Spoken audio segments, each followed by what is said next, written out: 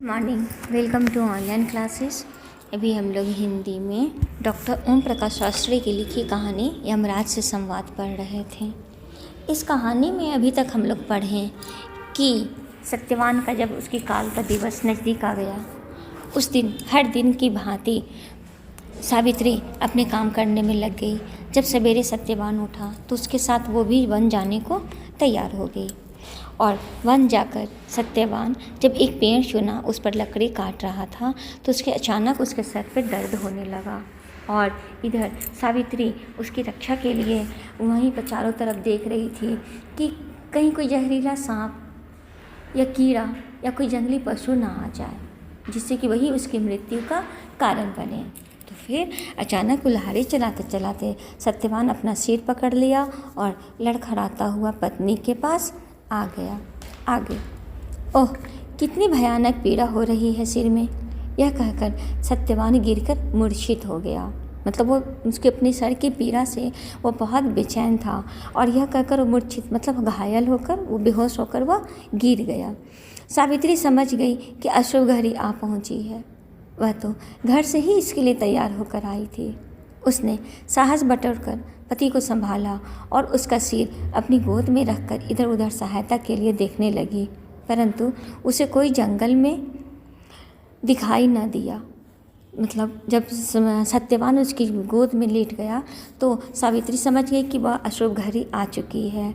तो इसके लिए वो तो घर से ही तैयार होकर आई थी और फिर साहस को संभाल कर अपने में साहस बटोर कर पति को संभाली और उसका सिर अपनी गोद में रखकर सहायता के लिए इधर उधर देखने लगी।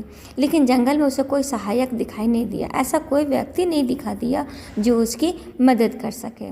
सावित्री हताश परंतु दृढ़ संकल्प के साथ मूर्तिवत अपने पति की ओर पथराई सी आंखों से टकटकी लगाकर निहारती रही। सावित्री हताश थी, उदास थी, लेकिन दृढ़ संकल्प मतलब उसके मन में दृढ़ संकल्प था और वो मूर्तिवत मतलब मतलब जड़ सी हो गई थी और जड़ सी होकर वह पति की मतलब पत्थर एक टक से लगाकर वह उसे निहार रही थी। सहसा उसने देखा कि एक काली सी छाया उसके सामने आ खड़ी हुई। उसके बाद वह झुकी मानो उसने सत्यवान को उठा लिया हो। सत्यवान बिल्कुल निर्जीव हो गया था। तभी उसे आभास हुआ कि वह छाया सत्यवान को लेकर जा रही है। जब वह एकटक से अपने पति की ओर देख रही थी तो अचानक उसे लगा कि कोई काली सी छाया उसके सामने आकर खड़ी हुई थी और उसके बाद जब वह झुकी तो ऐसा लगा जैसा सत्यवान को उठा लिया है।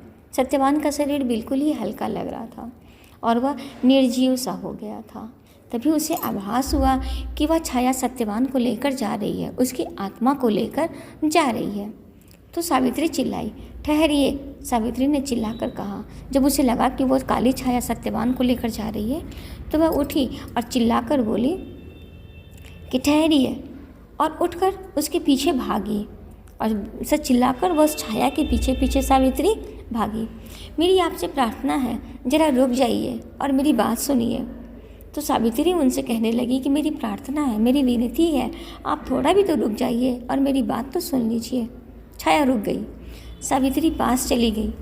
उसकी आंखें जिस चेहरे को घूर रही थी वह इतना गंभीर, इतना सौम्य था कि सावित्री का सारा भय गायब हो गया और जो छाया के पास सावित्री भाग रही थी वह मतलब उनको देखने से लग रहा था कि उसकी आंखें जो घूर रही थी वह बहुत ही गंभीर और सौम्य अर्थात बहुत ही शांत, बहुत ही सज्जन व्यक्ति लग रहा था और उसको देखकर सावित्री का सारा भय खत्म हो गया।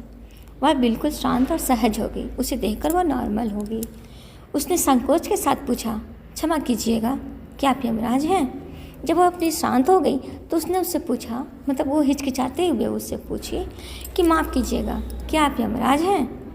मृत्यु के देवता ने बिना रुके कहा, हाँ मैं ही यमराज हूँ, तो मेरा पीछा क्यों कर रही हो?